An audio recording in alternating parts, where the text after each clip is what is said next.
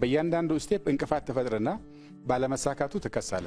ድንገት የተረጋጋ ሁኔታ ከተፈጠረ በተለየ መልኩ ጎዳለሁ ብሎ የሚያፈል ከግርግር ብቻ እንደሚያተርፍ የሚያምን ኃይል አለ። ማስቀረት ይቻል ነበር። አብሮ እየዶለተ ብሎ ግን መሬታችን ተይዟል ደሞ ብሎ ሚዲያ ሲያገኝ ይከሳል። እኛ ያለምንበት የሆነ ነገር ተደረገ፣ መንግስት አስረክበው መጡ ምናምን የሚሉት ወሬ አለ። የምን መንግስት? ተፈናቃይን መልስ ሲባል ተፈናቃይ በወታደር እጄ ካልገባው ብሎ ሆን ብሎ ያደናቀፈው ሰው ተፈናቃዮቻችን እየተሰቃዩ ነው ይላል። እውቅናን በተመለከተ ያለው ሁኔታ ምንድነው? ፓርቲ ሰራዊት የለውም። በቃ የህወሓት ሰራዊት ስለተባለ የህወሓት ሰራዊት ይዤ ልቀጥላለሁ ሊሆን አይችልም። መጥቶ ተነጋግሮ ተስማምቶ ፈርሞ ጥሩ ነው ብሎ አመስግኖ ሄዶ ልክ እንደተካደ ሰውና ጉዳዩን እንደማያውቀው ሰው እንዳድሶ ነው የመከራከር ነገር ነው አንዱ ፈተና የሚያበዛው። ይሄ ለምን ሆነ? ምንድነው ምክንያቱ? አዲስ ጽሁፍ ማንበብ ያልቻለ ሰው ድሮ ያጠናትን ነገር ይዞ ነው መቀጠል የሚፈልገው። ቃላት ጭምር ሳይቀይር መኖር ከቻለ ለአሁኑ ትውልድ ኦብሶሌት ነው፣ ምንም ርባና የለውም ማለት ነው። አዲስ ፓርቲ ያዋቀራችሁ ነው የሚባለው ምን ላይ ደረሰ?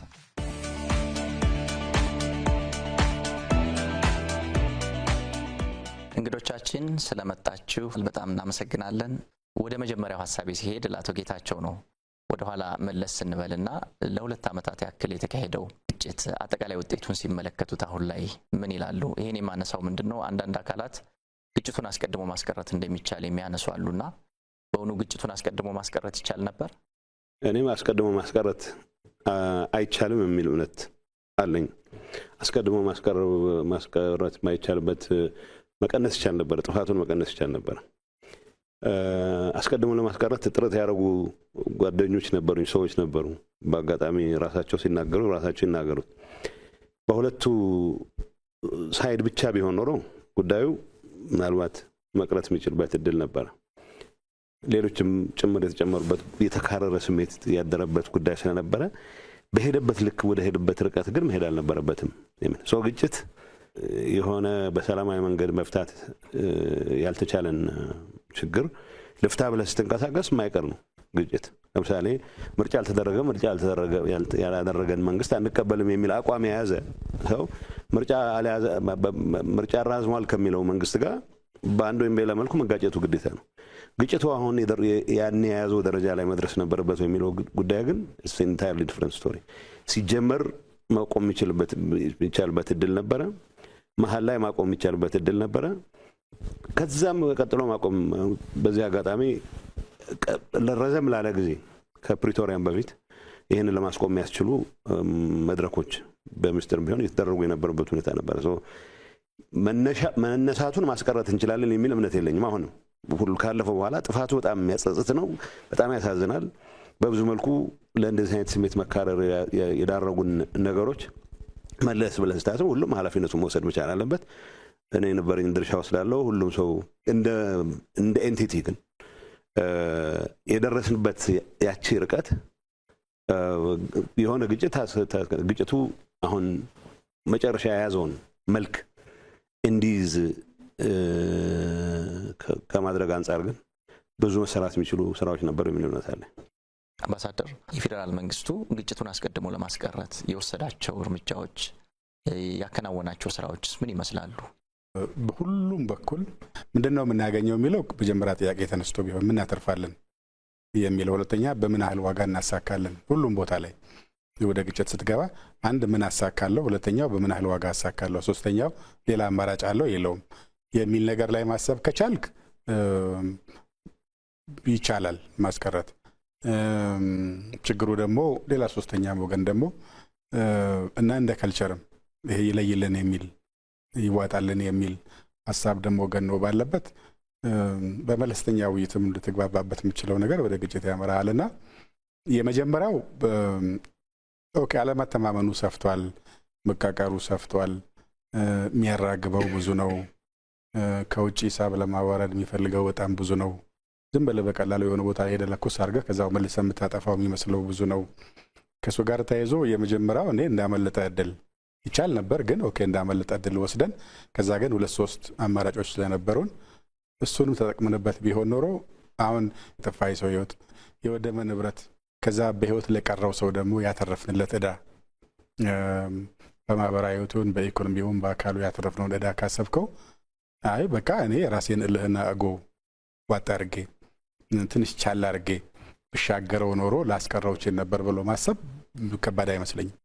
በተለይ ሁለተኛው ላይ ሶስተኛው ላይ የተሞከረ ስለነበረ ግንኙነት ልዩነት ደግሞ ሁሉም ቦታ ላይ ስለሚኖር አይ ነገር እናስቆመው የሚል አሁን እኔ ነገታቸውም ጋር ይጠፋል ብዬ አላስብም። የሚታገሉ ይሄ ነገር ቢቀርብን የሚሉ ሰዎች የሚጠፉ አይመስለኝም። ግን ፕሪቬል የሚያደርግ ግጭት ሲያቀትህና ተስፋ ስትቆርጥ የምትገባበት እንጂ ግጭትን እስከ መጨረሻዋን አንጠፍፈ ያለህን ጉልበትና እውቀት ተጠቅመህ ማስቀረት ነው የሚል ባህል ቢመጣ ማስቀረት ይቻላል የሚል እምነት እኔም አለኝ። የመጀመሪያውም ይቻላል፣ ግን በተለይ ሁለተኛና ሶስተኛውን ማስቀረት ይቻል ነበር የሚል ነው። ከዛ ግን ዋናውን የሱ ሳይሆን አሁንም መማር አሁን ራሱ መማር እሺ፣ ከዛስ መማር አለ ወይ? ከዛስ ሪሞርስ ማድረግ መጸጸት አለ ወይ? መቆጨት አለ ወይ? ከዛ እንደዛ ከሆነ ደግሞ ለማካካስ በተቻለ መጠን ትንሽ እየሰጡ ትረስት ለመፍጠር የሚደረግ ሙከራ አለ ወይ? የግጭት በርን ለመዝጋት የሚያስችል ነገር በሙሉ በበቂ እየተሰራ ነው ወይ የሚል ጥያቄ ነው ማተር የሚያደርግ ይመስለኛል። ያለፈ ነገር ከለሰን ያለፈ ትምህርት ከመቅሰም ያለፈ ትርጉም ብዙ ስለማይሰጠን።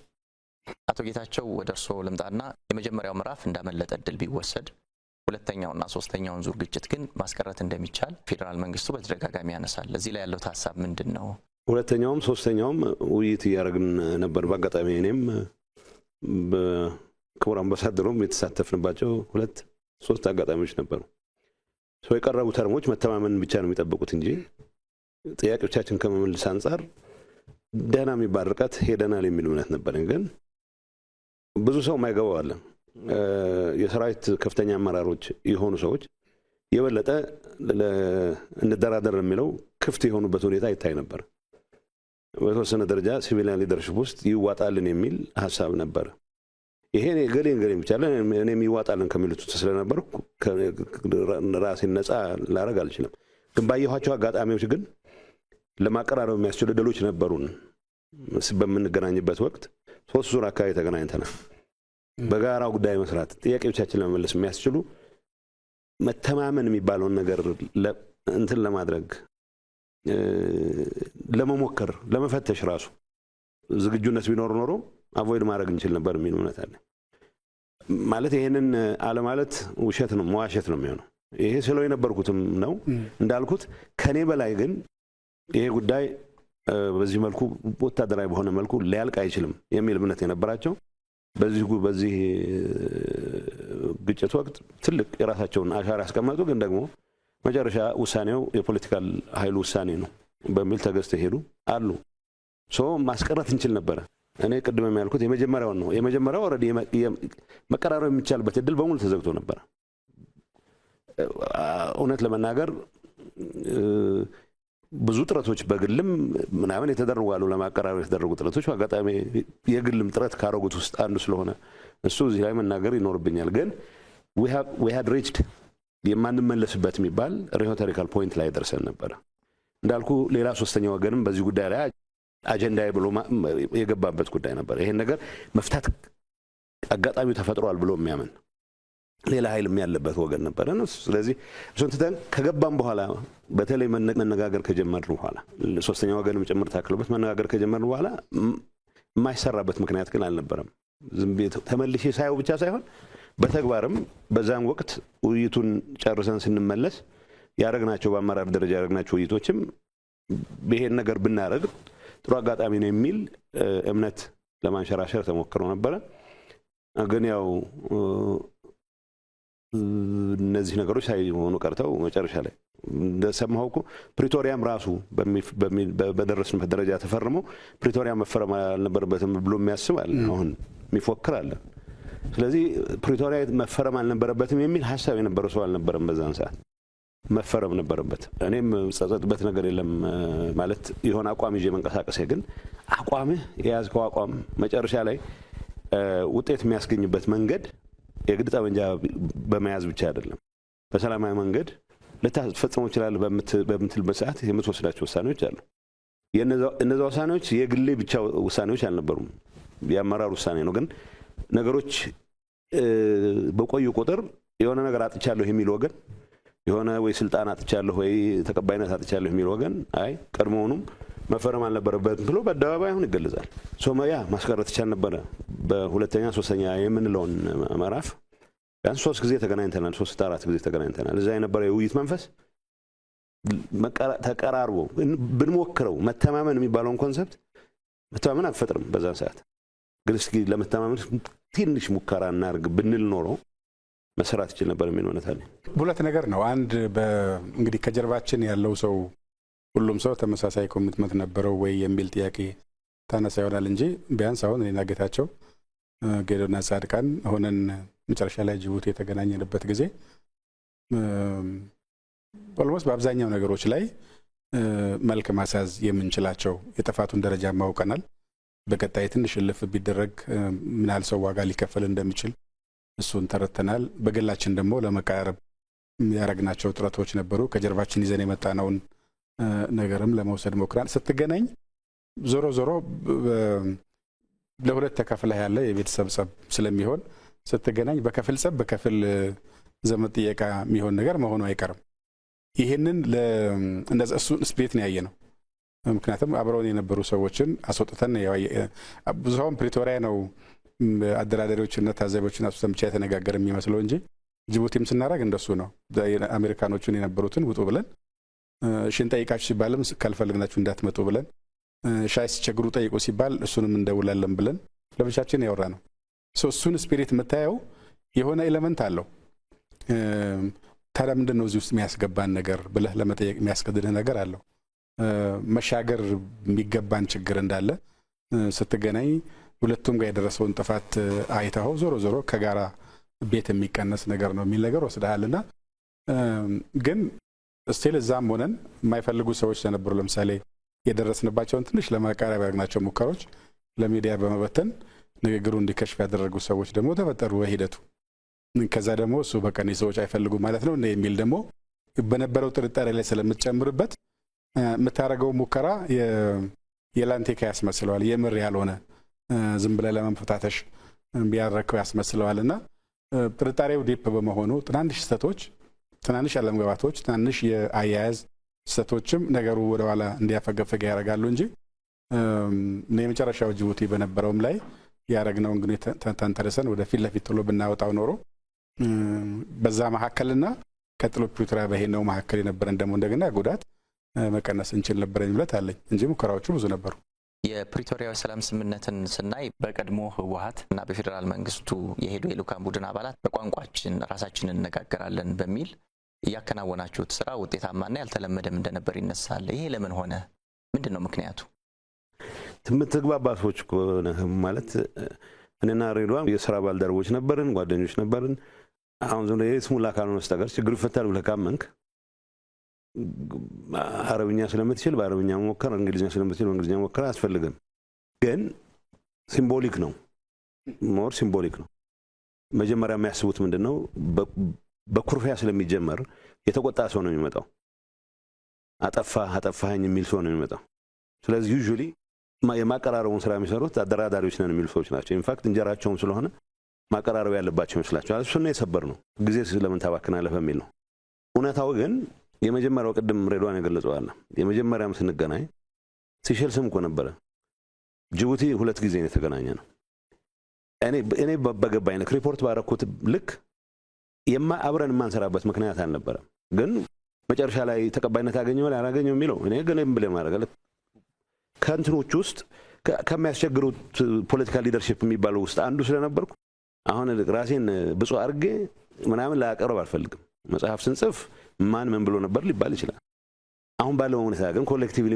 ምን ወሰነን ነው ጥሩ ምልክቶች አልብለን ሪፖርት አድርገን ኦኬ ግን አይ እነዚህ ነገሮች ጥሩ ምልክቶች አሉ የመጨረሻ ያነሳው አለ ለምሳሌ ጅቡቲ ስንገባ የሚስተር ግንኙነት ነው የምናደርገው አውሮፕላኑ ገና ሳይነሳ ግን ነገሌ ተብሎ ከማን ሊክ እንደተደረገ ግን ኋላ አሜሪካኖቹም ጋር ሆነን አወቅን ሬድዋን ሊክ አላረገውም ጌዲዮን ሊክ አላረገውም የኔ ከኔ ጓዶች አንዱ ነው ሊክ ያደረገው ግን እዛ ዴሌጌሽን ያለ አይደለም ሶናልባት ሰላም በመፈጠሩ ምክንያት የበለጠ አጣለው የሚል ወገን እንደዛ ሊያደርግ ይችላል ይሄን ስል በሀፍረትም ጭምር ነው የሚሰማኝ እንዴት ነው የሆነ ጤነኛ አእምሮ ያለው ሰው ያ ማለት በሁሉም ሳይድ እንደዚህ አይነቱ ነገር እንዲበላሽ የሚፈልግ ሰው የለም ማለት አይደለም ከጀመር ነው አይቀር ይዋጣለን እናጠፋቸዋለን የሚላለ እንትኑ በጣም መርኪ ነው የፈጠረው ሲቹዌሽን መርኪ ነው ስለዚህ ከጀመርነው አይቀር ኋላ እኮ ፕሪቶሪያ ከፈረምን በኋላ እኮ እንዴት ሳናጠናቅቀው ይቋርጣል ብሎ ያኮረፈ ብዙ ኃይል አለ። አሁንም በየሰፈሩ ሆኖ እንዴት ሳይጠናቀቅ የሚል ያው ማሊያ ቀይሮ የሆነ ነገር ሊሰራ ሲሞክር ተዋለ። ግን ኢንፌክት የሚፈለጉት ውጤቶችን ማግኘት ይቻል ነበረ በዛ የድርድር ሂደት። ፔንፉልም ቢሆን ምንድነው ኮንሴሽንስ ይኖሩታል፣ የምትሰጠው ትቀበሉ ይኖረዋል። ለእኔ ጥሩ ምልክቶች ነበሩ። አትሊስት ዴሌጌሽን የሆነን ሄድነው ሰዎችም ኢቭን እዛ ሄደን ነገሮችን ስናስረዳ መልካም ነገር ይገኝበታል የሚል ነገር ነበረ። ግን አልሆነም። ሰላም ተለያይተን ጦርነቱ ስለቀጠለ ከዛ በኋላ እኔም ታርጌትድ ነበርኩ። ታርጌትድ መሆን ብቻ አይደለም፣ በመስከረም 4 እና ቀጥሎ ኦክቶበር 1 ልንገናኝ ነበረ ቀጠሯችን። ሲራዘም ኦክቶበር 23 ኦክቶበር 22 አካባቢ ነው የተገናኘ ነው። በዛ ሁሉ ጊዜ መሃል 10 ሺዎች የሚቆጠሩ ሰዎች የተቀጠፉ ነው፣ ወጣቶች የተቀጠፉ ነው። የጅቡቲው መድረክ ተኩስ ማቆም የምንችልበት እድል ፈጥረም ቢሆን ኖሮ በሁለታችንም ሳይድ መኮራረፉ ምናምኑ ቀርቶ እድል ፈጥረም ቢሆን ኖሮ ስንት ሰው ማዳን እንችል ነበር የሚለው መገመት ብቻ ነው ይቻላል። ስለዚህ እዚህ ላይ ምንም ሪግሬት ማድረገው ማለት አሁን ባልኩት ማስቀረት እንችል ነበር የሚለው ላይ ምንም ጥርጣሬ የለኝም። አምባሳደር እዚህ ላይ የሚጨምሩት ሐሳብ አለ? መቀራረቡ ላይ አንድ ፈኒ ሳይድ ስላለው ያልተለመደ ስለሆነ መሰለኝ እኛ ያደረግነው የሆነ ዩኒክ የሆነ የኢትዮጵያ እንትናችን ጋር ያዝ ነገር አለው። አዳራሹ ከዚህ ይበልጣል አይደል? ርዝመቱ ከዚህ እስከ ግቢ በር ነው የሚያክለው፣ ረጅም ነው። እና ጌታቸው የተቀመጡት ድንጋይ ብንወረውር ወይ የሆነ ማይክ ብንወረውር መፈነካካት እንዳንችል ለማድረግ ነው ሰዎቹ አሬንጅ ያደረጉት። እና ስንገባ ጠይቅነው ይሄን አከር መራራቅ ለምንድን ነው ያስፈልገው ሲባል አይ ጀስት ኢን ኬዝ የሆነ ነገር እንዳይፈጠር ምናምን ያሉት። እና እሱን ለመስበር የጀመርነው ከመቀመጫችን ተነስተን ከንግግር በፊት ሄደን ሰላም መባባል ነው። እና ሰላም ስንባባል ደግሞ ገርሟቸዋል።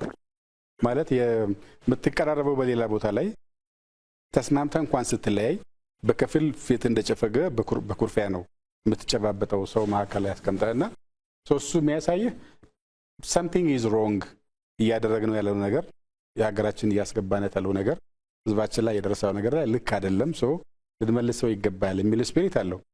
በዛ ምክንያት ከዛ ተነስተንም ነው በኋላ ለብቻችን መነጋገር የጀመርነው። አይ ቲንክ 11 ከያዝናቸው አጀንዳዎች 5ቱን በ2 ቀን እኮ ጨረስ ነው። ኦልሞስት እየተግባባን ነበር ይሄን ነውና፣ ግን ያው የባከነውን ጊዜ ማካካስ አለብን፣ ምንተው ነገር እየተውን መሄድ አለብን የሚል ነገር ላይ ጥሩ ስፒሪት ነበር የነበረውና ከዛ የሚያሳይ ያንን መንፈስ ጅቡቲ ላይ ፈጥረነው ከነበረ ብዙ ሰው ላይ ተጋብቶ ቢሆን አሁን በእነዚህ ቀናት ውስጥ የሞተ ሰው፣ የወደመ ንብረት፣ የጠፋ የሀገር አቅም ኮሌክቲቭ አቅም ነው ዞሮ ዞሮ የትኛው ቦታ የሚጠፋውና እሱ ይቆጫል ነው። በጣም የሚያስቆጫልም በበጎ የሚወሰድም ኤሌመንት አለው። ግን ደግሞ ከመጀመሪያው ስለምን መነጋገር ከተጀመረ መቋጨት ለምን አቃተን መጨረሻ ላይ ብናመጣው የሚል ነገር አለ። ኢንፋክት ፕሪቶሪያም ቢሆን የሆነ ያ የመቀራረብ ኤሌመንት ያለው ሰርክል የሚተዋወቁ ሰዎች መኖራቸው ያገዘ ይመስለኛል። ምክንያቱም በጋራ እኮ በጅምላ ስንሄድ መሄድ እያቃተን ነበር። ሶስተኛ ሰው ታዛቢ ቢጨመርበት ነጥብ ለማስቆጠር ነው የምትሄደው፣ ለመወቃቀስ ለመመካከር ሳይሆን ለሚታየው ታዛቢ ነጥብ ነው የምታስቆጥረው። ሌላኛውን በጣም ለማጠልሸት አንተ ራስን ኃጢአት ለመቀነስ እና የበለጠ ደግሞ ግብ ለማስገባት ነው የምትሄደውና አንዱ ማስወገድ የፈለግነው እሱን ነው። በራችን እንዝጋና ያደረስነውን ጉዳት እርስ በርሳችን ሂሳብ እንስራ፣ ከዛ እንዴት መውጣት እንዳለብን እነጋገር የሚል ነውና ለሰዎቹም የገረማቸው በበጎነት የሚወሰድ ዩኒክነስ አለው። ግን ደግሞ ይሄ ድል ከነበረ ሲጀመር ስለምን ሳናስቀር የጉዳት አደረስን የሚለው ደግሞ ስታየው የሚቆጭህ ኤሌመንት አለው። የፌዴራል መንግስቱና የቀድሞ ህወሓት በኩል ለፕሪቶሪያ ንግግር የሄዳችሁ የልኡካን ቡድን አባላት ከዚህ በፊት በደንብ የምትተዋወቁ አንዳንዶቻችሁ የቀድሞ የስራ ባልደረቦችም ነበራችሁና ይህ ችግሩን በደንብ ከመወያየት አንጻር በግልጽ ከመወያየት አንጻር ምን እድል ፈጥሮላችኋል? ያዝከው አቋም አለ፣ ማትቀየረው አቋም እንኳን ማትቀየረውን አቋም ለመቀየር አያግዝም። ዞሮ ዞሮ ቦተም ላይ አንዳንዱ እኮ ከዋናው የመንግስት ፕላትፎርም ውጭ ወጥቶ ወይ ከዋናው ምንድነው የተደራዳሪ ቡድን ፕላትፎርም ወጥቶ ሄድኳርተርስ ጋር ደውሎ እንዲህ እየተባለ ነውና ይሄ እንኳን ጥሩ አይመስለንም የሚላል ሪፖርትም ያደርጋል። አትሊስት እውነት ለመናገር መጨረሻ ትንሽ ጠበብ ማለት በጠባብ ሰርክል ማየት ስንጀምር ነገሮች ወደ ተሻለ ደረጃ መምጣት ተጀመሩት እንጂ አንዳንዱ በፍጹም ለማሰቡ ለመቀበሉ የሚከብድ ሐሳብ ይዞ የሚቀርብ አለ። በሁሉም ሳይድ እንደዚህ አይነት መካረር አለ። ሰው መቀራረቡ ጠቅሟል፣ ግን ቦተም ላይን ለመቀየር ምክንያት ይሆናል የሚል እምነት የለኝም። አልሆነም። ቦተም ላይን ይህን ይዘ ነው። ከዛ ውጭ በሚያቀራርቡ ጉዳዮች ለመቀራረብ ግን አትሊስት ጊዜ ነው። የኔ እምነት እኔ አንድ ፕሮባብሊ አይ ዶንት ኖ ልብስም አልነበረኝም። ምክንያቱም አሜሪካኖቹ የነገሩን ተፈራርመን እንመለሳለን የሚል ነው። 22 ገባን፣ 23 24 ብንቆይ ሮብ ቀን እንመለሳለን የሚል ነው። ግን 10 ቀን ወሰደ። ለመፈራረም የሚሆን ልብስ እንኳን ያው ዘመድ ወዳጅ አፈራርገን ገዝቶልን እንትን ያለ ማድረግ ይቻል ነበረ። ሆነስትሊ ሪግሬት ማረገው በነዛ 10 ቀኖች ሳይቀር የጠፋውን አውቀዋለሁ እኔ ምን ያክል ሰው እንደጠፋ። ሰው ግን ነገ ወደ ሀገር መገንባት ላይ ትልቅ አስተዋጽኦ ማድረግ የሚችል ኃይል በእነዚህ አይነት መካረር ምክንያት ዋጋ እንዲከፍል መደረጉ ግን እጅግ በጣም ከሚመሩኝ እንትኖች አንዱ ነው። በዚህ አጋጣሚ እንዳልኩ መቀራረቡ ግን የሚያቀለው ነገር አለ። ቦታም ላይ ሆኖ ላያስቀርህ ይችላል። ግን ይሄ ልጋደል ትስታይ ተናንቀን ካልጠፋን በስተቀር የሚለውን ኤሌመንት ግን ቢያንስ ያስወግድልሃል። እሱ አጥቅሟል የሚል እምነት አለ። አምባሳደር ወደ እርስዎ ልምጣና 10 ቀናት በወሰደው የፕሪቶሪያው የሰላም ንግግር ወቅት የነበሩ አስቸጋሪ ነገሮች ምንድን ናቸው? እንዴት ተሻገራችኋቸው? ከዚህ ጋር ተያይዞ በፕሪቶሪያ ሰላም ስምምነት የተገኙ ስኬቶች እንዳይቀለበሱ እንዳይደበዝዙ ምን መከናወን አለበት ይላል? አሁን ላይ ያሉ ነገሮችንስ እንዴት ያዩዋቸዋል? አስቸጋሪ ነገር አንዱ ዲሲፕሊን ነው።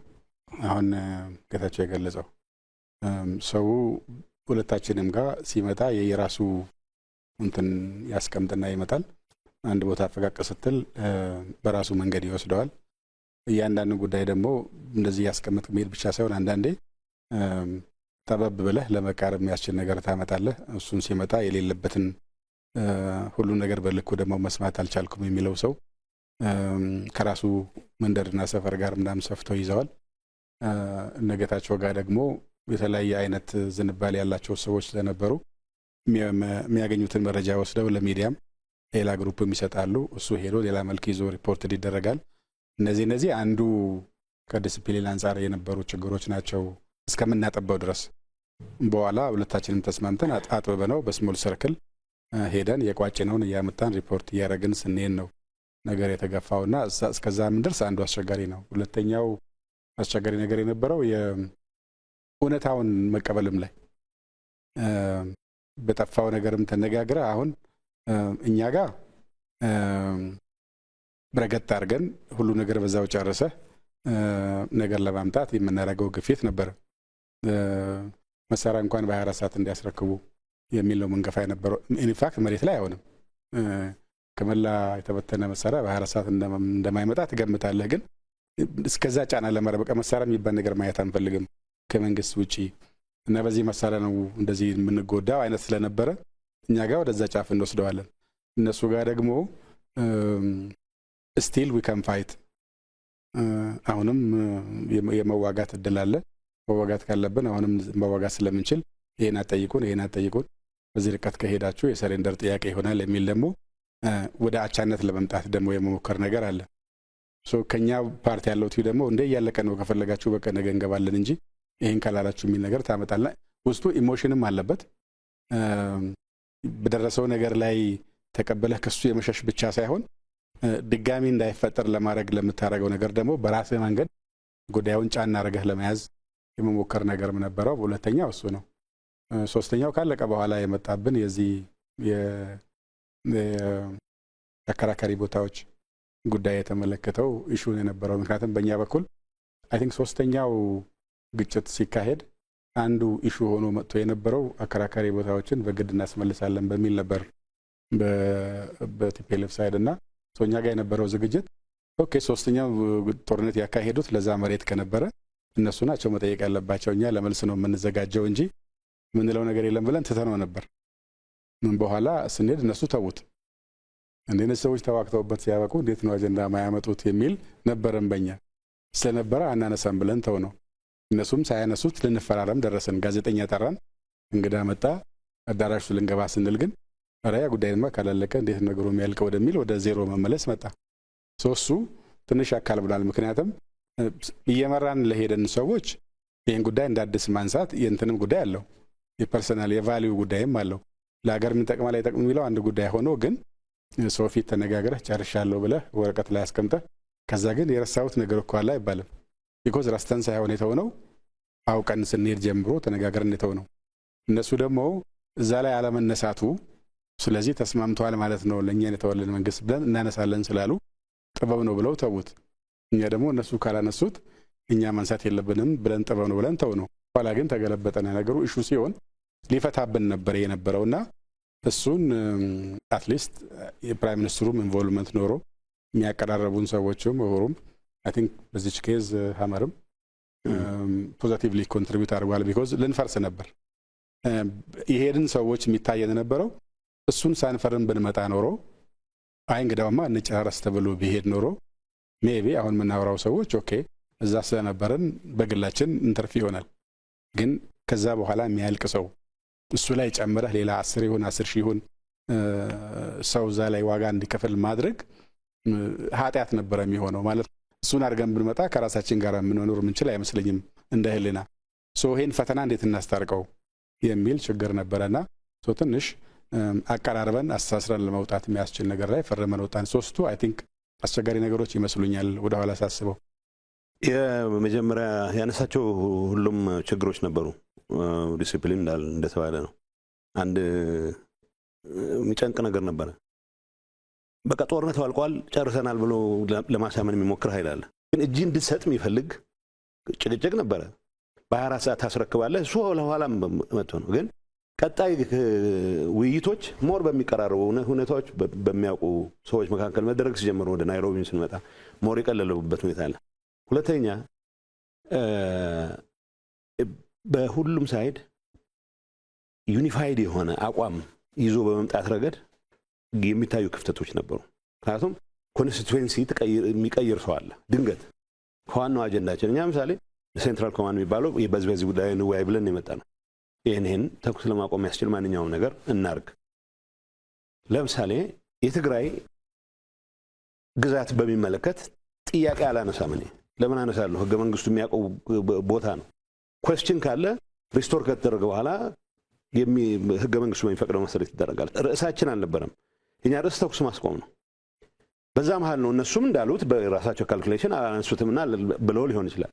መጨረሻ ግን ከነ ሬድዋን ሳይድ ድንገት አንድ ሰው የሆኑ ሰዎች አነሱት። ይሄ አከራካሪ ነው። አከራካሪ ነው ብለን ስለማናምን እኛ ስለዚህ ጉዳይ አላነሳንም።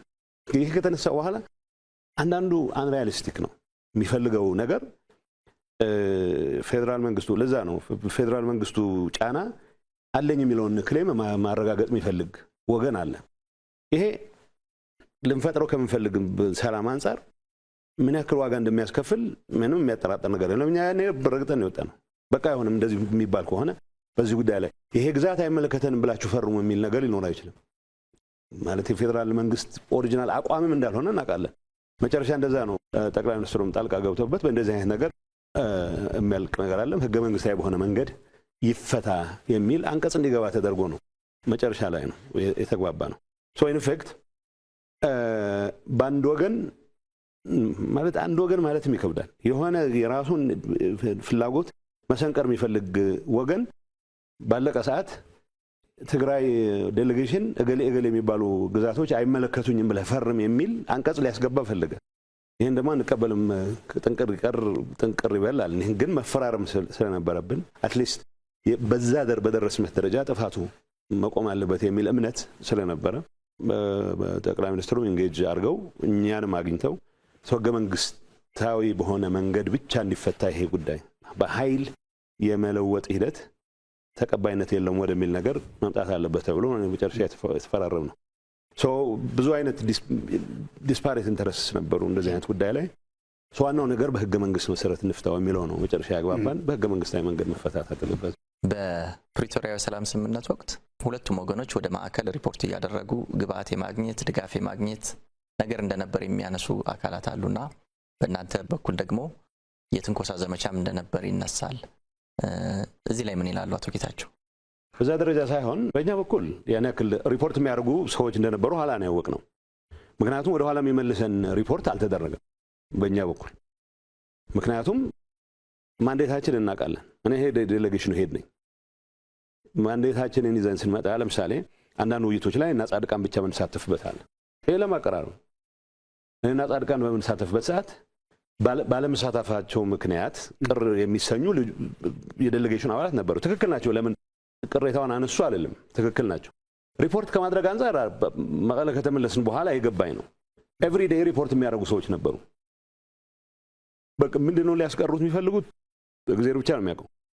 ምክንያቱም በዛ ሁኔታ ማንዴት ይዞ ነው የመጣን ኃይል ምን በማለት በቃ በግል እንትን ማለት ነው የሚሆነው፣ በግል ማሳበቅ ነው የሚሆነው እንጂ ውሳኔን ወደ ኋላ የሚመልስ ሪፖርት ያደረገ ሰው የለም። እኛ ለምሳሌ አላረጉልንም ይላል የኔ ሊቀመንበር እኮ ኤቭሪ ዝርዝር ያውቃል። መንግስት አፍርሰው መጡ ይልሃል።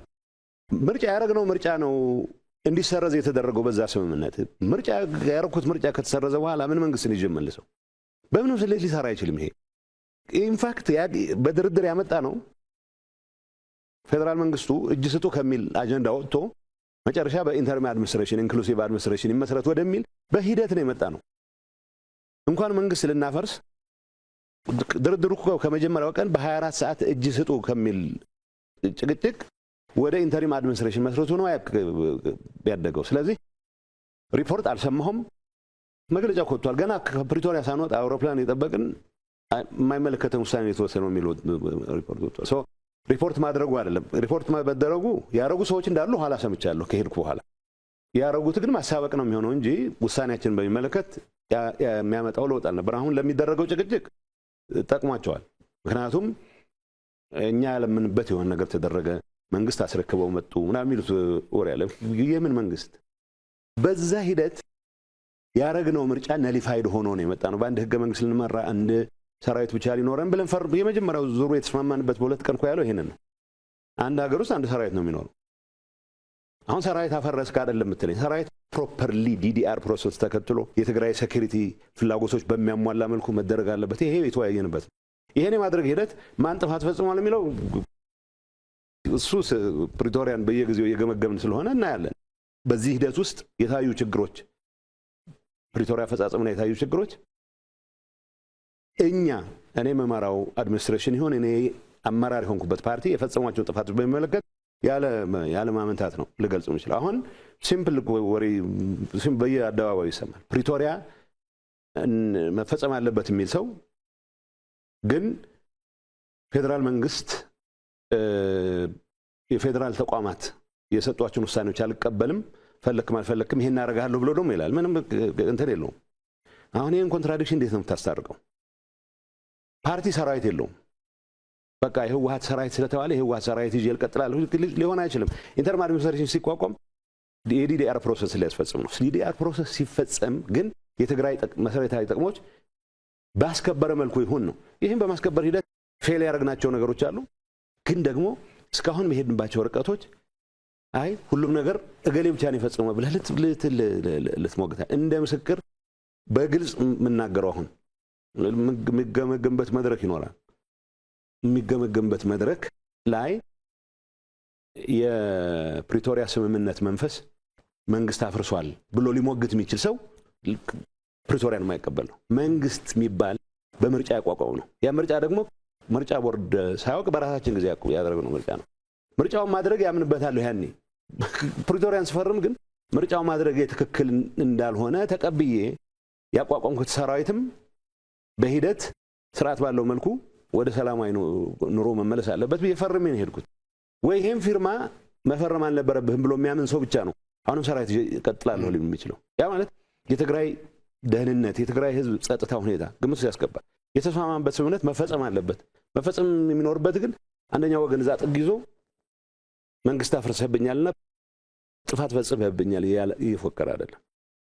በቅን ልቦና ፕሪቶሪያ ተርሞች የትግራይን ህዝብ በሚያረጋግጥ መልኩ እንዲፈጸሙ የራሱ የድርሻውን በመወጣት ብቻ ነው። የሚያሳዝነኝ እኔ አስተዳዳሪ በነበርኩበት ጊዜ መፈጸም የነበረባቸው ነገሮች ለመፈጸም የሚያስችል በቂ ፍጥነት ያልያዝን መሆናችን ነው። ፌደራል መንግስቱ ያጠፋውን ጥፋት ለመውቀስ በቂ ጊዜ ያለን፣ በቂ ጊዜም ወቅሰናል። ፕሪቶሪያ ይሄንበት ሂደት እንደተባለው ብዙ ለማደናቀፍ የተደረጉ ጥረቶች ነበሩ። በእኛ በኩል እንዳልኩት ከዛ ኋላ የተፈጠረው ነው ማተር የሚያደርገው እንጂ የድርድሩ ሂደት ለማሰናከል የሚያስችል እዚህ ገባ የሚባል እንትን አልነበረብንም፣ ጣልቃ ገብነት አልነበረብንም። ከፕሪቶሪያ የሰላም ስምምነት በኋላ የፌዴራል መንግስቱና ጊዜያዊ አስተዳደሩ በርብርብ ያሳኳቸው ስኬቶች ምንድናቸው? እድሉን ካለመጠቀም ሊሆን ይችላል፣ በሌላ ምክንያትም ሊሆን ይችላል። መከናወን ኖሮባቸው ያልተከናወኑ ስራዎችስ ምንድናቸው ይላሉ? የጎደለው ነገር ላይ ብቻ ላተኩር። በመቶ ሺዎች የሚቆጠሩ ተፈናቃዮች ማያስ በጣም አስቀያሚ ኑሮ ውስጥ እየኖሩ እነሱን የመመለሱ ሂደት ሲምፕል ነው። በመጀመሪያ ተነጋገር።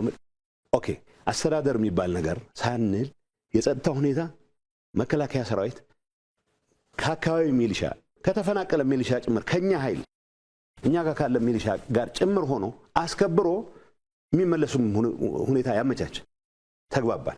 ምክንያቱም ተዋግቼ ላስመልሰው የምፈልገውን ነገር ለማስቀረት ነው ፕሪቶሪያን የፈረምኩት። ስለዚህ ሚሊሻ ከመከላከያ ሰራዊት ጋር ሆኖ የዛን አካባቢ ጸጥታ አስከብሮ እዛ አካባቢ ያሉ አስተዳደሮች ከህግ ውጭ የተቋቋሙ አስተዳደሮች ፈርሰው ለምርጫ ኢንቫይሮንመንት እንፍጠር። አሁን ይሄ የፓርቲ ኤግዜክቲቭ ኮሚቴ የሚባለው አስተዳደራችን ይዘን ካልገባን ይላል። መጨረሻ ላይ ነው አስተዳደር ይዘን እንግባ በሚል ጭቅጭቅ ተፈናቃያችን እድሜ ልክ ማረር የለበትም። የመጀመሪያ የነበረው አሬንጅመንት በጣም ማለት በአንደር ሰርከምስታንስስ ፈጥነን ብንመልስ ኖሮ 2015 ላይ ብንመልስ ኖሮ ምርጫ ይደረጋል። ምርጫ ከተደረገ በኋላ የሚቋቋሙ አስተዳደር የኔ እምነት የኛ እምነት ጠንካራ ፖዚሽን የጊዜያዊ አስተዳደሩ አካል መሆን አለበት የሚል ነው።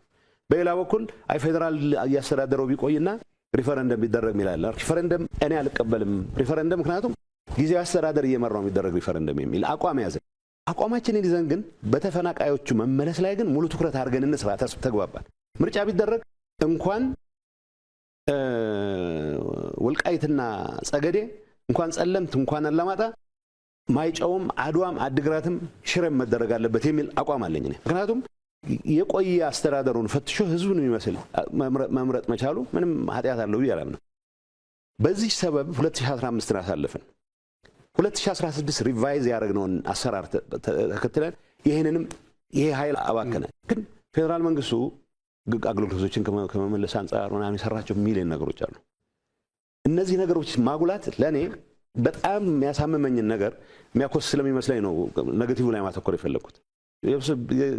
ማለት ስለ ራስህ አስተዳደር ሪፖርት ስታቀርብ የምታወጣው ነገር አለ። ባይዘው መጀመሪያ የተባለው ብዙ ነገሮች የተሰሩ ስራዎች ይሄንን ብለን መዘርዘር እንችል ነበር። ግን ያልተሰራው በተለይ ተፈናቃዮች ጋር ተያይዞ ያልተሰራው የበለጠ የሚያሳምመው። ስለዚህ ከዚህ አንጻር ነው እነዚህ ሰዎች መመለስ አሁን ምን ተረት ተጀምሯል። በግላቸው መመለሳቸው ስለማይቀር የሆነ አደጋ ከገጠማቸው እርምጃ እንወስዳለን የሚሉ ፎካሪዎች አሉ። ለምን ነው ወደዛ እርምጃ ምን ሄደው? ለምን አደጋ ይፈጠራል? መጀመሪያ በጋራ ሆነን ማለት ተስማምተን ነበር። አሁን ምነግርህ መጨረሻ ላይ ምሳሌ አፈጻጸሙን በሚመለከት አሁን ያለው የኢንተሪም አድሚኒስትሬሽን ኃላፊ የኔ ምክትል በነበረበት ሰዓት ሳይቀር ተግባብተን የመጨረሻው አፈጻጸም ላይ ኦልሞስት አይ ዶንት ኖ ኢሹዎች ሊኖሩ ይችላሉ 100% የሚባል ደረጃ ተስማምተን ነበር። ለምን አልተፈጸመም? ፌደራል መንግስት ላይ የማፈጥበት ጊዜ አክትሟል ነው የምልህ። ፓስት ላይ የሰራቸውን ስራዎች አሁንም አሻጥሮች ካሉት ኦኬ መባል ባለባቸው እንላለን። በተግባር ግን ይሄን እንፈጽም ብለን ተግባብተን ያልተፈጸመበት ነው። አሁን የጎል ፖስቱ እየተቀየረ አሁን መሆን ጀምሯል። የእንትን እውቅና ካልሰጠኸኝ ይሄን አደርጋለሁ፣ የእንትን እውቅና ካልሰጠኸኝ ገለጋ እሰራለሁ፣ ይሄን ካለ ወደዚህ ነው የተወረደው። ለኔ ሪግሬት የማደርገው ተጭኜም ጉልበት ተጠቅሜም ለምኜም ጸልዬም መስተካከል የነበረበት ከፌደራል መንግስቱ ጋር ሆነን የጀመርናቸው ተፈናቃይ መመለስ፣ ተፈናቃዩ ራሱን እንዲያስተዳድር ማድረግ፣ እዛ አካባቢ የነበረው ደባል አድሚኒስትሬሽን እንዲፈርስ የማድረግ ስራ ሳንሰራው ጊዜ ባከነ ነው። እሱ ላይ ነው የሚታየኝ ወደ ኋላ መመለስ ነው። የፈረምን ማግስት እናንተ ላይ ዛቻ የሚያደርጉ ሰዎች ነበሩ። እንደውም እኮ አትሄዱ ብለን ነበር። አሁንማ እንደውም እኛ እንሻላችኋለን ከኛ ጋር ስለፈረማችሁ አዲስ አበባ እንወሰዳችሁ ወይዚሁ ቆዩ እንጂ የሚል ነበረ። ሲፈልጉ መቀሌ ሲደርሱ እንመታለን፣ ካልሆነም እነዚህ እናደርጋለን የሚሉ አይ ቲንክ የፕሪቶሪያ ስምምነትን ከልባቸው ያልተቀበሉ ኃይሎች ሲጀመር ነበሩ። ሁኔታው አንፖፑላር ስለሚሆን አይ መዋጋት አለብን የሚል ሞራል ስላልነበረ ያደፈጠ ግን ከልቡ ያልተቀበለ ኃይል እንደነበረ እናውቃለን። ሁለተኛው ጊዜያዊ አስተዳደሩ ጌታቸውን ባይሆን ኖሮ እንዳይሳካለት ለማድረግ ያቀደ ኃይል ሲጀምር ስለማይቀበለው ስምምነቱን ጌታቸውን ባይሆን ያደናቀፍ ነበር ራሱ ካልሆነ በስተቀር። ራሱ ደግሞ ቢሆን ኖሮ አሁን ወደ መጣበት ይወስደው ነበር። አንድ እሱ ያለ ይመስለኛል። አሁን ፕሮፐርሊ ያመጣት የተፈናቃይ ጉዳይ ሁላችንም ያለው አሁን በጊዜ ታይም ቴብል አስቀምጠነው የነበረው ትጥቅ መፍታትን ነበር በስምምነቱ ዋላ ናይሮቢ መጨመር ነው። ግን ጎልቶ የመጣው በኋላ ከሂዩማኒቲ አንፃር ተፈናቃይን መመለስ ነው። ሰው እያረሰ ቤቱ እያመረተ ቢያንስ ከድንኳን ወጥቶ የሚኖርበት ነገር እንፍጠር የሚል ነገር አይ ቲንክ 2015 ሚያዝያ አካባቢ ነበር ያልነው። 3 ወር ይቀረናል የዝናብ ጊዜ እንዳይባክን እቺን ጊዜ ይጠቀም ተባብለን ከዛ ለአደጋ መከላከልና ዝግጁነት እህል እንዲያዘጋጅ ድንኳን እንዲያዘጋጅ ቤታቸው የተጎዳባቸው ካለ ቶሎ ማደስ እንድንጀምር እቺን ክረምት ሰርቶ ይብላ ቢያንስ የራያና ጸለምት ወልቃይት ደግሞ ቀጥለን እንግባበት ብለን ነበር ያልነው። እንዳለው ሄዶ አፈረሱት። መጀመሪያ የሚሊሻ ኢሹ መጥቶ ነበር። ይግባ ሚሊሻ አርሶ አደር ነው የያዘው መሳሪያ የግሉ ነው። ነባሩ ሚሊሻ ይቀመጥ አደሱም ይምጣ የሚሊሻ ጉዳይ ለምን ያጣላል? ከዛ ትንሽ ቆይ ሰራዊትም ታጥቆ ካልመጣ እሱ አይቻልም የሚል ጊዜ ወሰድን። 6 ወር በዛ ባከነ።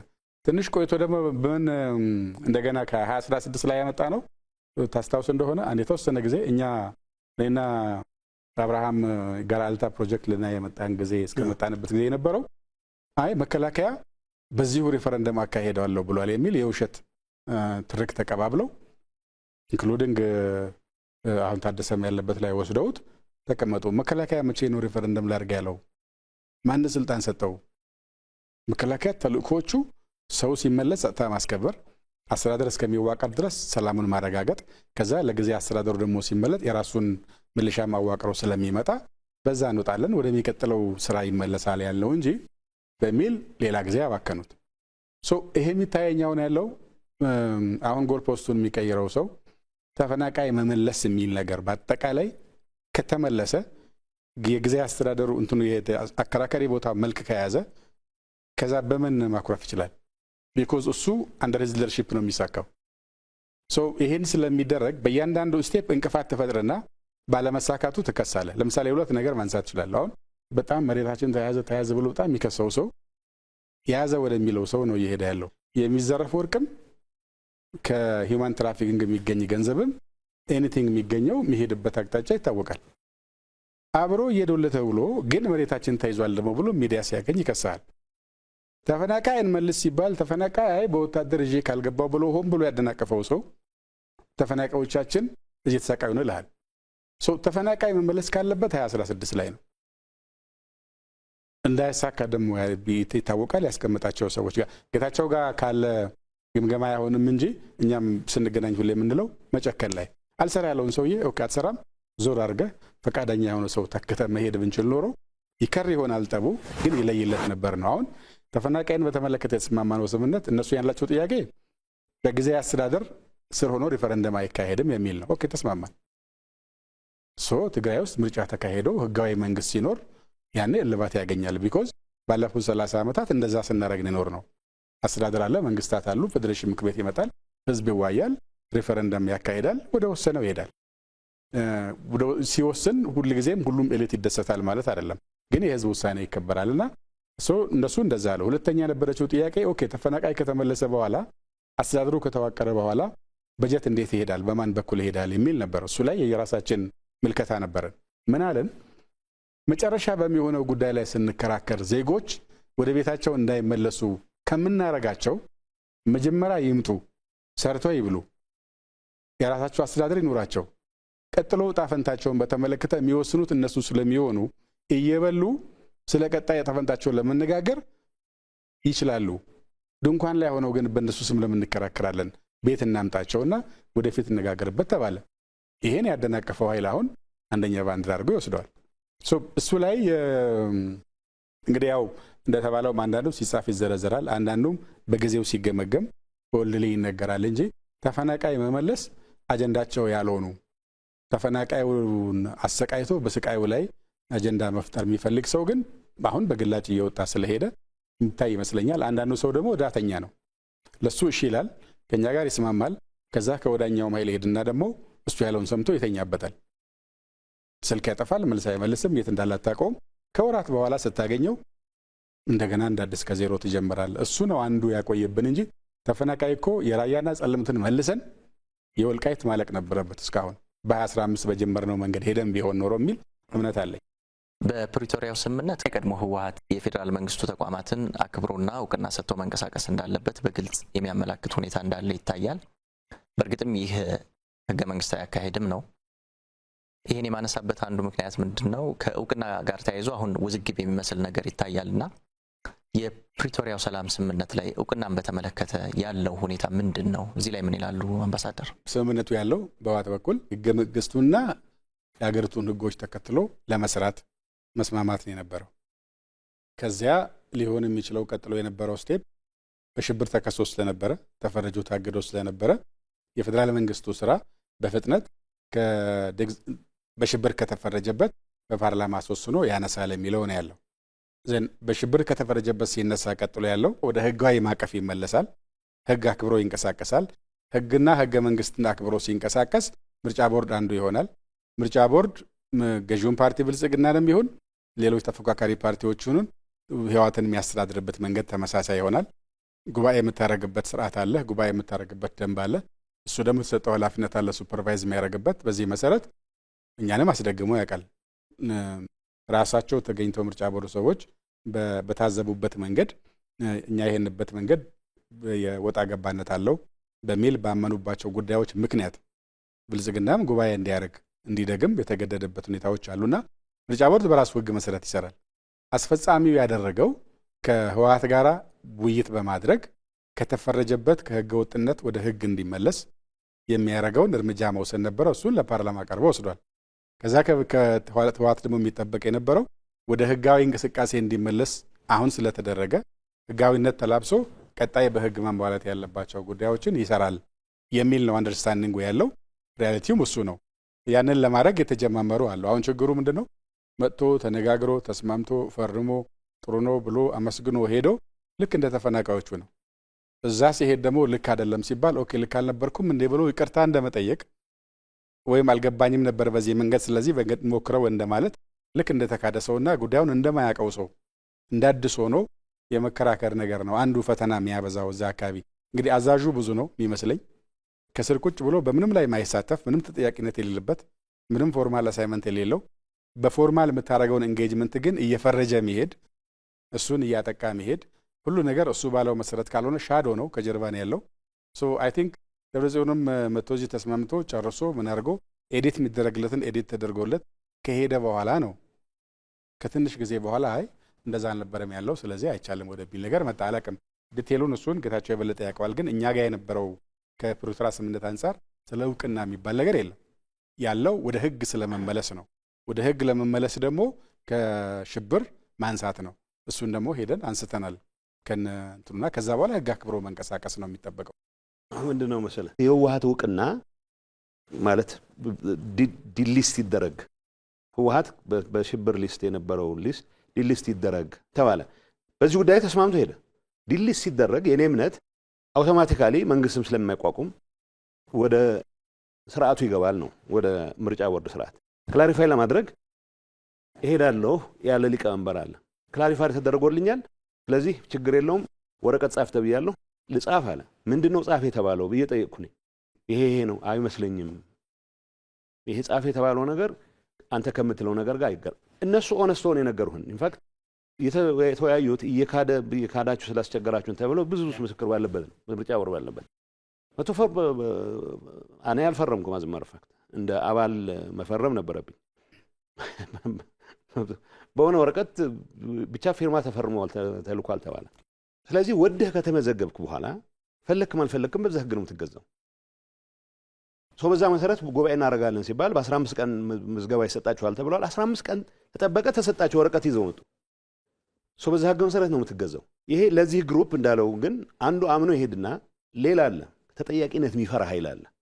ድንገት የተረጋጋ ሁኔታ ከተፈጠረ በተለየ መልኩ ጎዳለሁ ብሎ የሚያፈል ከግርግር ብቻ እንደሚያተርፍ የሚያምን ኃይል አለ። በስርቆት በሌላ አይነት ወንጀል የሚጠረጠር ኃይል አለ። እዚህ ውስጥ አንዳንዱ በቅንነት ፖለቲካሊ ይሄ ቁም ነገር መስሎት ወይ አንዳንዱ ከገሌ ጋር ተደጋግፌ መንግስት ድንገት ብገፋው ይወድቅልኝ ይሆናል ብሎ የሚያስብ አለ።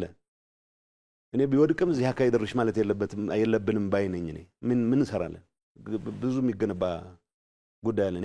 ያጠፋ ነው ነገር የሚካስ ጉዳይ አለ። አሁን ሬድዋን አጨብረብሮናል፣ ጌዲዮን አጨብረብሮናል ማለት ይችላል። እንዴት ብሎ ይችላል? ተስማምቶ የመጣውን ነገር እነዚህ ሰዎች አንተ በቃ ድንገት ሌላ ፈተና ሊገጥምህ ስለሚችል 10 መውደቂያ መንገዶችን እናዘጋጅልህ ብለው እንዲያዘጋጁለት ነው የሚጠብቀው። እንደሚባለው ሰፊ ልዩነት ስለነበረ ነው ወደ ጦርነት ገብተን ያንን ለመፍታት የሚያስችል አሰራር ጀመርን እንጂ መተማመን ደረጃ ላይ አልደረስንም። መተማመን ደረጃ ላይ ካልደረስን መተማመን የሚያጠናክሩ ጉዳዮች ነው፣ ሞር ኮንፊደንስ የሚፈጥሩ ጉዳዮች ነው መስራት ያለብን። እሱን ለመስራት የሞከረን ኃይል በባንዳነት ትከሳለህ። እኔ እንደ ጊዜያዊ አስተዳዳሪ እዚህ ከተማ መጥቼ ጠቅላይ ሚኒስትሩን ካገኘሁት ጊዜ በላይ እነዚህ ሰዎች ጠቅላይ ሚኒስትሩን አግኝተዋል። እኔ ሳቀቅ ነበር። ጠቅላይ ሚኒስትሩን አገኘ ከተባለ ድንገት ትእዛዝ ተቀበልን። ባልትእዛዝ እኮ መቀበል የሥራ አካል ነው። አዝማርፋ ስንገናኝ እነዚህ የምንላቸው መፈጸም ያለባቸው ጉዳዮችን ለማስፈጸም ከነ ሬድዋን ጋር እንገናኛለን። ጉዳዩ ፊት ለፊት ይህ ኃይል ከነዚህ ሁሉ ጋር አስፈጽሜያለሁ ብሎ ግን እየሄደ ወደ እንትኑ ነው የሚመለሰው፣ ወደ መጀመሪያ ነጥቡ ነው የሚመለሰው። ምክንያቱም የመጀመሪያ ነጥቡ እሱ ከሚፈልገው ቆሌ ከሚያዝለት ነገር ውጪ ማሰብ የማይችል ኃይል ነው። ስለዚህ አሁን የእውቅና ጉዳይ አይደለም። ተማምነናልና በዚህ መመዝገባችን ያዋጣናል ብሎ ተመዝግቦ 15 ቀን ጠብቆ ምስክር ወረቀት ተቀብሎ መቀለ ከደረሰ በኋላ የምስክር ወረቀቱ እኔን አይመለከተኝም፣ ምክንያቱም እናንተ በምትሉት መንገድ ጉባኤ አላደረግም። ምክንያቱም ጉባኤ ማድረግ ምን ሊጠይቅ ነው? ምርጫ ቦርድ ሊታዘበው ነው። የእሱን በወጉ ያልተጻፈ ድራማ ሊያጋልጥ ነው ወይ ያጋልጣል ብሎ ያስባል። ምክንያቱም አለን ውጭ ያለን ሰዎች ፓርቲው በዛ መልኩ እንዲጨማለቅ አንፈልግም ያለን ሰዎች ስላለ ይሄንን ህግና ህገ ወጥነትን እያጣቀስክ መሄድ አመል ነው። ትንሽ ቡድን እኮ ነው ትንሽ። ይሄ ፓርቲው ጠቅላላ የሚመለከት እንዳይመስልህ፣ የፓርቲው ሊደርሺፕ የሚባለውን የሚመለከት እንዳይመስልህ። ከ3 እና ከ4 የማይወልጡ ሰዎች ህዝብን ሆስቴጅ አድርገው ተፈናቃይን ሆስቴጅ አድርገው አሁን ሌላ የድርድር ምዕራፍ ነው ራሳቸውን ለማዘጋጀት ይሞክሩ ያሉት እና ይሄ መቆም አለበት። የሰላምን ኢንቫይሮንመንት አሟጠህ ሳትጠቀም ለተወሰኑ ሰዎች የስልጣን ፍላጎት ሲባል ግን በየጊዜው የተወሰኑ ሰዎች በሰራዊት ውስጥም ያሉ ሌቦች በፖለቲካ ሊደርሺፕ ውስጥም መቼውን ይድናሉ ተብሎ የማይታሰቡ ጥቂት ሰዎች ለእነዚህ ሰዎች ፍላጎት ሲባል ህዝብ ሌላ ወደ ጣጣ የሚገባበት ሁኔታ ነው እየተፈጠረ ያለ። እዚህ ውስጥ ዳተኞች አሉ። በቃ ሁሉንም አስደስተው ለመኖሩ የሚፈልጉ ወገኖች አሉ። አንዳንዱ ምናልባት ዝም ብለህ ብትጠብቅ ድንገት እንደዚህ የሚፎክሩት ኃይሎች የሆነ ነገር ቢሳካላቸው አንድ ነገር ቢሆን ብሎ የሚጠብቀው ተስፋ የሚጠብቅ አለ። እኔ ይሄ ተስፋ ከየት ነው የሚመነጨው አላውቅም። እኔ የሚገባኝ ምንም ይሁን ምን የትግራይ ህልውና ለማረጋገጥ በሚደረግ ጥረት ውስጥ ያላጠናሁት ወዳጅ ሊሆን አይችልም። ኢንፋክት ሳላጠናውም ጭምር የእኔ ጥፋት እንደ ህዝብ በፕሪቶሪያ ስምምነት መፈረሙ ምክንያት አደጋ ነው ብሎ የሚያምን ኃይል ወዳጅ ነው ብዬ ህዝቤን ለአደጋ አላጋልጥም። ይሄ የእኔ እምነት ብቻ ሳይሆን የሚሊዮኖች ተጋሩ እምነት ነው።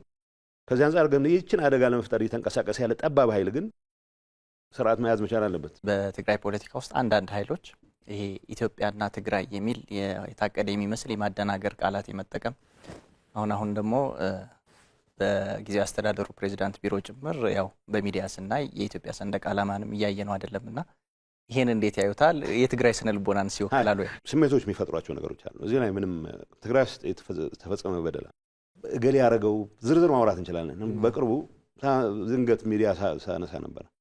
እኔም ባንዲራ አልነበረኝም። ኤርፖርት አስገብተን ነበር። እኔ ቢሮ አስገብቼ ነበር። መጨረሻ አካባቢ የህዝቡ ስሜት አጠቃላይ ጸረ ኢትዮጵያ አቋሙን የሚገልጽ ነው በሚል አይደለም።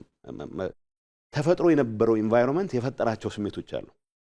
ስለዚህ ይሄ ኢንቫይሮንመንት በምንድን ነው ታከመው ያልናቸው ሰላም ለመፍጠር የሚያስችሉ ስራዎችን በመፍጠር ነው። አሁንም እኮ ችግር ሲፈጠር ወደ ኤርትራ እኮ አይሸሽም ሰው። ሲፈናቀል ወዴት ነው የሚመጣው?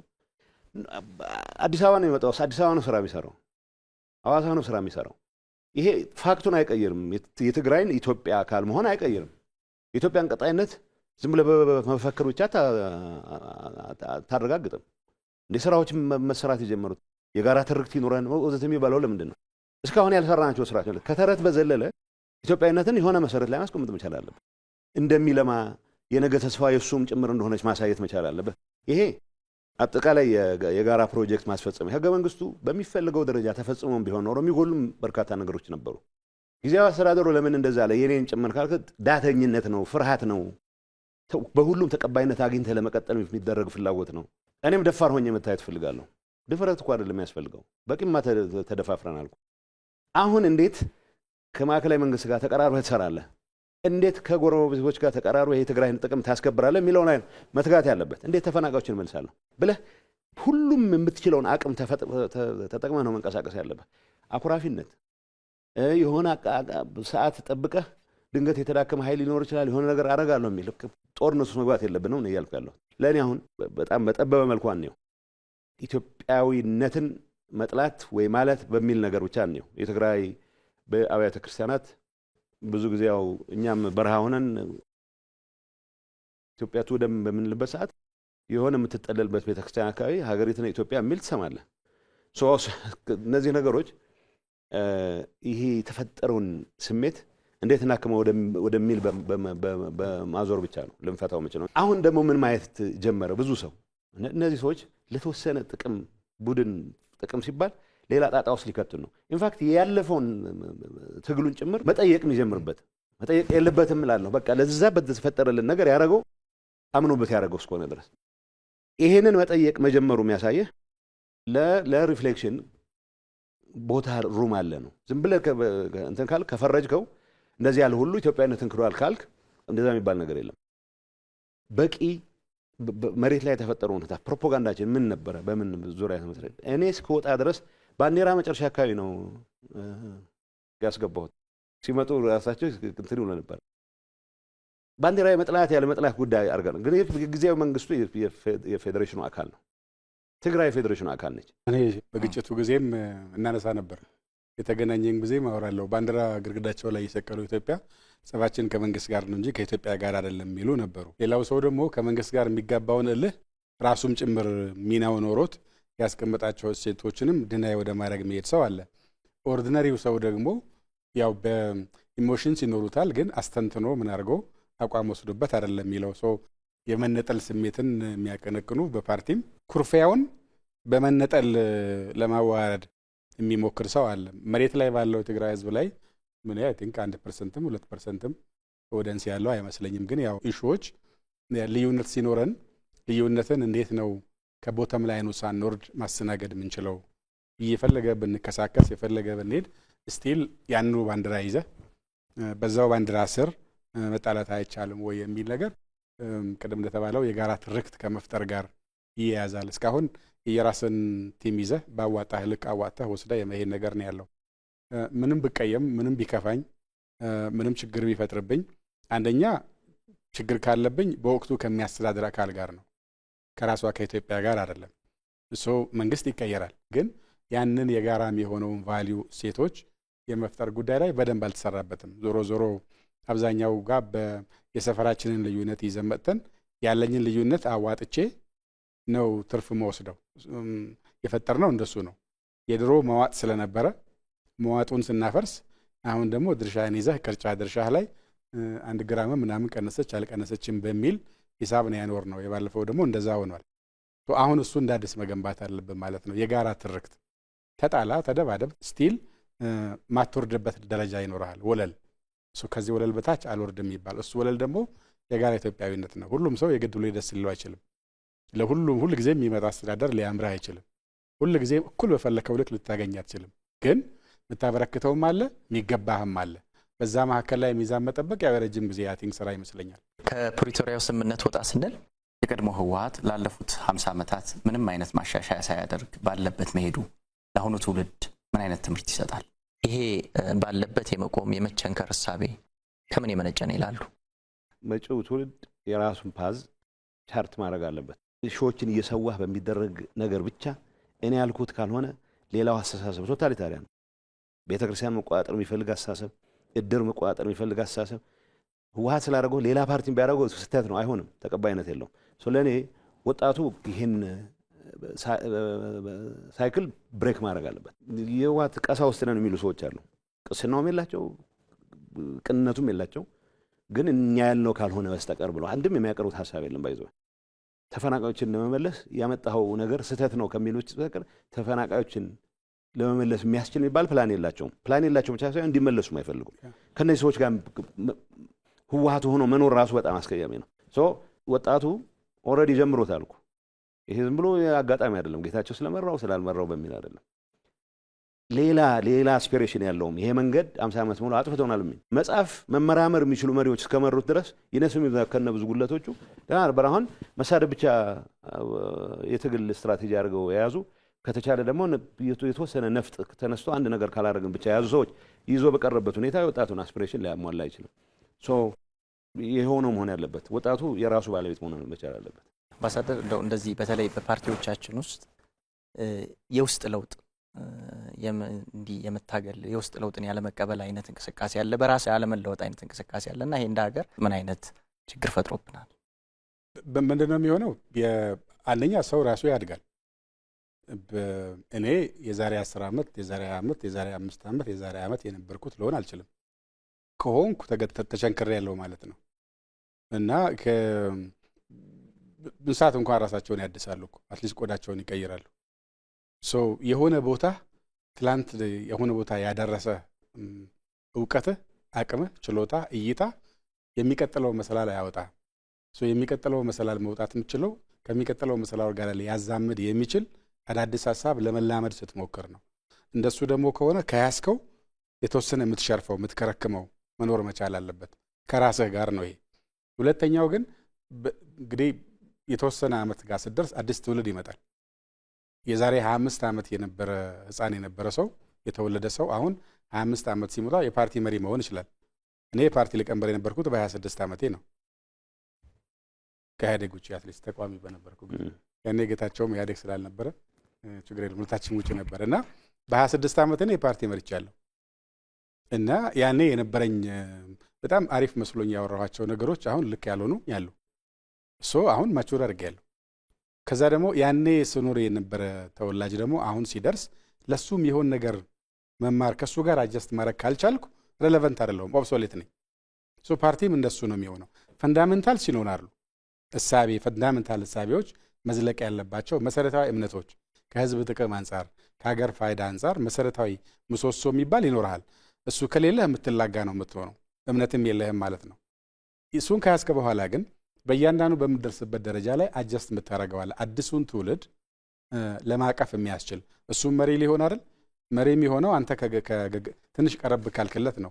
ሸብረክ ሳትለት ለአዲሱ ትውልድ እንዴት ብሎ መሪ መሆን ይችላል? ሸብረክ ለማለት ደግሞ አንተ ያኔ አመረህ ያዝከው ለአሁኑ ትውልድ ግን የማይሰራ ነገር መኖሩን ማመን፣ ራስህን ማብቃት፣ የምታንጠባጥበውና የምትጨምረው ነገር ማየት አለብህ። ይህ እንደ ሰውም ለፓርቲም ይሰራል። አንድ ፓርቲም ምንም ነገር ሳይቀይር ቃላት ጭምር ሳይቀይር መኖር ከቻለ ለአሁኑ ትውልድ ኦብሶሌት ነው፣ ምንም ርባና የለውም ማለት ነው። ወይ እሱን ጥሎት ነው አዲስ የሚመሰርተው ወይ ክራሽ አድርጎት ከውስጡ ካኒባላይዝ አድርጎ ነው አዲስ ማውጣት ያለበት ትውልዱና አይ ቲንክ ይሄ በሀገር ደረጃም ይሰራል። የዛሬ በ60ዎቹ የያዝከው አቋም አሁን ልትቀጥል አይችልም። አንድ ልጨምርልህ፣ አደገኛ የሚሆነው አዲስ ሀሳቦች በጣም እንጠላቸው። እኔ እንኳ በእኔ እድሜ ማለት ነው ቀላል አይደለም ያገለግልኩት። አዲስ ሀሳቦች በሚመጡበት ሰዓት የሚታይህ እንዴት መሰራት እንደማይችሉ ነው። የሪአክሽን አንድ ጸሐፊ ፈላስፋ ነው፣ የልማት ኢኮኖሚክስ ተረክብ ሪአክሽን የሚለው አድሃሪ የሆነ ኃይል እድሜ በገፋ ቁጥር ፈልገው አይደለም አድሃሪ ነው ሰው ነው። በቃ የያዝከውን ማቆየት ትፈልጋለህ። አዲስ ጽሁፍ ማንበብ ያልቻለ ሰው ድሮ ያጠናትን ነገር ይዞ ነው መቀጠል የሚፈልገው። አዲስ ነገር መስማት አይችልም። ስለዚህ እሱ ምንድነው የሚለው አዲስ ነገር ብንጀምር ይላል። የመጀመሪያ ሪአክሽኑ ያጠፋናል ነው የሚለው። አዲስ ነገር ፐርቨርስ ነው የሚሆነው፣ ካሰብነው ውጪ ውጤት ያመጣል ይላል። ሁለተኛ አደገኛ ነው፣ ጆፐርድ ይፈጥራል ይላል። ሶስተኛ አይና አይሳካም፣ ሊሰራ አይችልም፣ ፊታይል ነው። አድሃሪነት ነው ይሄ። ተራማጅ ነኝ ብለህ ብትለውም አድሃሪነት ነው። ከተቸከልክ ግን አደገኝነቱ ለሀገር በለው ወክለዋለሁ ለምትለው ህዝብ ያንተ ሐሳብ የሚገዳደር ኢቭን መጥፎ ቢሆን ማስተናገድ የሚያስችል አቅም የለም። መጥፎም ቢሆን እኮ መስማት መቻል አለብህ። ያቃረም ቢሆን ስድብ መስማት መቻል አለብህ እንጂ ለተነሳ መፈክሩ በሙሉ ጠመንጃ መፍትሄ የምታደርግ ከሆነ አይሰራም። የኔን ጉዶች ብቻ ባነሳለህ እኔ ጋር ያላቸው ልዩነት ምንም አይደለም። በቃ የሚፈርም ፈርመናል። በሆነ አጋጣሚ ጠቅላይ ሚኒስትሩ የኔን ሹመት አይቀበሉም ብለው ተስፋ አድርገው በግልጽ እንደዛ ነው ኮሙኒኬት ያደረጉት ለጠቅላይ ሚኒስትሩ። እንደማትቀበሉ እናውቃለን፣ ሌላ አማራጭ አዘጋጅተናል ብለው እንግዳውስ ዘ ሞመንት ስላይትሊ ስትለይ ስላይትሊ በደስቲኔሽንም እንኳን አይደለም ፌደራል መንግስቱ ጠላታችን ነው ብለን ሁላችንም ተዋግተናል፣ ታግለናል። ምናልባት ከብዙዎቹ አሁን ሲቪል አመራር ከሚሉ በላይ ደግሞ እኔ ከፍያለሁ ማለት በብዙ መልኩ። ግን ስላይትሊ እኔ የዘመርኳት እንዴ በእኔ መፈክር ሌላ ወጣት ጦርነት ውስጥ እንዲገባ አልፈልግም ብቻ ነው ያልኩት። እንችን ያልኩት ለእኔ ህልውና ሲል ተጨማሪ ዋጋ እንዲከፍል ግን አልፈልግም ነው። ሰው በሰላም የምንጨርሰውን ነገር በሰላም ያለን እድል እስክናሟጠጥ ድረስ ፕሪቶሪያ እሱን እድል ነው የፈቀደልን። ለምንድን ነው ወደ ጠመንጃ ኳኳታ የምንገባው የሚል ወጥተህ ሰላም የምትለው ማን ጦረኛ አለ ይልሃል። እኔ ሰላም ነው ያልኩት፣ ጦረኛ ብዬ የከሰስኩት ሰው የለም። በተግባር ጦረኞች እንዳሉ እያወቅኩም ጭምር ማለት ነው። ይችን ልዩነት ግን ማስተናገድ ስለማይችል ማስወገድ ነው የመረጠው ነው። ማስወገድ ምን አይነት ማስወገድ? ከፓርቲ ፊዚካሊ ማስወገድ። ይሄ በሀገር ደረጃ ሲገለጽ ምን ያክል አደገኛ ነው የሚለው ማሰብ መቻል አለብን። እኔ ባለፈው ሮማንቲሳይዝ ስናደርገው ዝም ብሎ ትግላችን ታሪካችን ድንገት ማየት የምትጀምራቸው ኢን ሃይንድሳይት ራስህ ላይ ከደረሰ የምታያቸው ነገሮች ኢሊሚኔት የማድረግ አባዜ ሀሳብህን ለመለወጥ ካለመቻል የሚመነጭ ነው። ስለዚህ ትልቅ አደጋ እንደሚፈጥር ነው። ይሄ ለህወሓት በለው ለእገሌ የሚባል በለው ብልጽግና እድሜ ሰጥቶት የኔ ሀሳብ ብቻ ነው ካለ የሚያጠፋው ነው። ምንም ጥያቄ የለውም። ይሄ መቀየር መለወጥ በየጊዜው ራስን እየፈተሽ ከህዝብ ጥቅም ጋር ከዘመን ጋር ራስን እያቀራረብክ የምትኖርበት ሁኔታ። ከዚህ አኳያ አዲስ ፓርቲ እያዋቀራችሁ ነው የሚባለው ምን ላይ ደረሰ? አሁን ያለው ሁኔታ ህወሓት እመራዋለሁ የሚል ወገን ወደ ገባበት መፋጠጥ ደርሷል። በእንደዚህ አይነት ሁኔታ አሁን ሰላሙን አጥብቆ የትግራይን ህልውና በተሟላ መልኩ ለማረጋገጥ ሁሉንም መንገድ ሰላማዊ መንገድ እጠቀማለሁ የሚለው ለውጥ የሚያቀነቅን ኃይል መበተን የለበትም። ስለዚህ ለበተ ተመልሰ የትግራይ አስተዳዳሪ ለመሆን ተመልሰ የሆነ ነገር የማድረግ ፍላጎት ያለው ሰው በአሁኑ ሰዓት አለ ብዬ አላምንም። ይህን የለውጥ እንቅስቃሴ ግን ኦርጋናይዝድ በሆነ መልኩ መመራት መቻል አለበት። እና አል ቢ ፓርት ኦፍ ዛት ሙቭመንት። እንደው እንደዚህ በተለይ ከግጭት አዙሪት ለአንዴና ለመጨረሻ ጊዜ ወጥተን የሰከነ የፖለቲካ ስርዓት ኢትዮጵያ ውስጥ መስርተን የተሻለ ሀገር መገንባት ሂደት ውስጥ ሁሉም ተሳታፊ እንዲሆን እንደው በቀጣይ ምን መሰራት አለበት? እንደው ምን ይላሉ እርሶ? ከኤሊት ጋር የሚያያዝ ነው። ከነበረን ሳይክል ብሬክ ማድረግ ነው። የነበረን ሳይክል እድርም ጋር ይሄዳል፣ ቤተሰብም ጋር ይሄዳል። አንተ ያልከውን ሀሳብ የሚቃረን ሰው የጠላህ ነው የሚመስልህ። ማለት ፐርሰናል ነው የምታደርገው። የአገር በሀሳብ ገበያ እንደምታተርፍ እሱም መውሰድ፣ እኔ ልሳሳት እችላለሁ ብሎ ማመን፣ እኔ መማር አለብኝ ማደግ አለብኝ ብሎ መውሰድ፣ አሁን ያለኝ ለቀጣይ በቂ አይሆንም የሚል ነገር መውሰድ እና ከራስ ቀንሶ ከሌላው ደግሞ ወስዶ ለመጨመር መሞከር ነው። ከራስ መተው። ከራሳችን ካልተውን ከሌላው የምንወስደው ነገር የለም። የኔን ድሮፕ ሳረግ ነው ክፍተት ማገኘው የሌላውን ሀሳብ ለመጨመር። እያንዳንዳችን የምናበረክተው አለ። እያንዳንዳችን የምናበረክተው ቦታ እንዲያገኝ ግን እያንዳንዳችን ምንተውና ከሌላው ልንቀበለው እንችላለን። ይህን ማድረግ ከቻልን የነበረውን ሳይክል እንሰብራለን። ሁለተኛው ላይ ወለል ማወቅ። ኦፍኮርስ ወለሉን በጋራ መስራት አለብን። አሁን ወለሉም ላይ መተማመን ስለሌለ ነው። ባንዲራችን ላይ ገና የለም፣ ማንነታችን ላይ ገና የለም። ዳይቨርሲቲና አንድ ሆኖ መቆም ላይ ማኔጅመንቱ ላይ እንዴት ነው ሚዛን የምንጠብቀው የሚለው የለም። መቼ ነው በእኔ እልህ የኮሌክቲቭ ጉድ የኮሌክቲቭ ኢንተረስት መጉዳት ትክክል አይደለም ብዬ ማመን የሚጀምረው የሚላለ የኔ ብስጭት የኔ እልህ እኔንም ጭምር ወደሚጎዳ ነገር ቢሄድ የራሱ ጉዳይ ብዬ ዘውቤ እሳት ውስጥ መግባት እንዴት ነው የሚለው መውሰድ ያስፈልጋል። ይሄ መጀመሪያ አሁን ያለው ኤሊት ራሱን መግራት ነው። ቀጥሎ ግን ትውልድ መገንባት ይጠይቃል። በትምህርት ቤት፣ በሚዲያ፣ በእምነት ተቋማት፣ በአርት እየገነባው ቫሊዎቹን እንዲሰርጹ የማድረግ ነገር መውሰድ ይወስዳልና አሁን ያለው ትውልድ ካላመነበት ቀጣይ ትውልድ ዋጋ ይከፍላል። አሁን ያለው ትውልድ ትንሽ ኮምፕሮማይዝ ማድረግ ከቻልና ትንሽ ደግሞ ኢፈርት ከጨመረበት ቀጣይ የሚመጣው ትውልድ ቢያንስ አሁን ከሚኖረው የተሻለ ቀለል ያለ የፍሪክሽኖችን ማኔጅ ማድረግ የሚችልበት ልምምድ ይኖረዋል የሚል ሀሳብ አለኝ። ግን እኛ ገና እየቻልንበት አይደለም፣ ለመቻል እየተፋጨን ያለ ነው። አትሊስት የኛ ተናናሾች ደግሞ አትሊስት ከኛ ድክመት እየወሰዱ ትንሽ እያሻሻሉ የሚሄዱት ነገር ይኖራል የሚል እምነት አለኝ። እንግዶቻችን ስለመጣችሁ ስለነበረን ቆይታ እጅግ አድርገን እናመሰግናለን።